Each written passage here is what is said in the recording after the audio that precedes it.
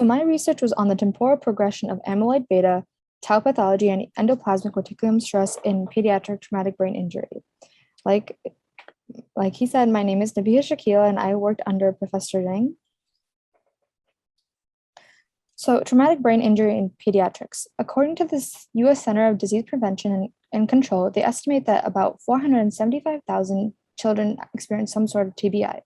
The clinical presentation is variable depending on factors such as severity, location, and time of injury. TBI is an important field of research in children, especially because TBI is the leading cause of mortality and morbidity in young children, according to the CDC. What is the endoplasmic reticulum?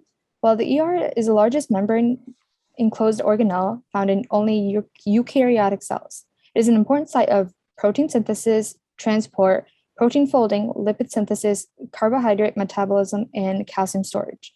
When an individual goes through a TBI, it induces an ER stress response, which activates the unfolded protein response. So here's a little diagram of the unfolded protein response. So once the ER experiences some type of stress, it accumulates misfolded proteins, and the UPR is activated. It can go through two routes. It can restore homeostasis in the ER and return back to normal functioning, or it is unable to return to homeostasis and it induces cell death, otherwise known as apoptosis. An apoptosis marker that we looked at was CHOP. So amyloid beta and tau were the two main protein markers that we studied. Amyloid beta is the main component of plaque that builds up in the brain and is toxic, and tau is the protein responsible for neural growth and axon formation.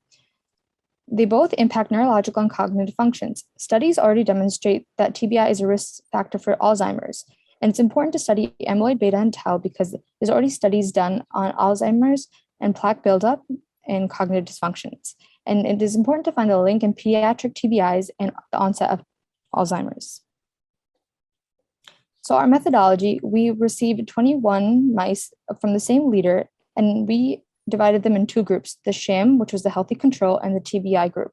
We euthanized them 4 hours, 1 day, 3 days, 7 days, and 4 months after the TBI. We also did immunohistochemistries and real-time PCR. Looking at the results, you can see this is for the amyloid beta. These images were taken from injured areas and taken at different time points as shown. The CHOP, which is the apoptosis marker, is shown in the green. The red is the amyloid beta, and the DAPI is labels the cell nucleus. The sham group is the healthy control, and as shown, you can see the amyloid beta has increased expression in the TBI groups. It is not until the third day where you see the yellow that the CHOP and the amyloid beta is co-localized. And after 4 months post-TBI, you can see that the expression has decreased, but is more as compared to the sham group. Now, looking at the tau, instead of amyloid beta, now the red is the phosphorylated tau. And you can see in day 1 that the co-localization was a lot earlier as compared to the amyloid beta. And even at 4 months, there was still co-localization and expression of CHOP and phosphorylated tau.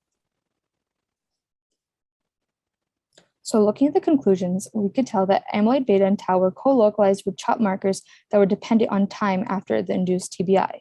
Upregulation of all three proteins were there up until 4 months, but the differences were amyloid beta accumulated largely 3 days after the injury, whereas tau was co-localized around the 1 day post-injury mark. The future steps include using nanoparticle drug treatments as a treatment to reduce the effects of accumulation of amyloid beta and tau.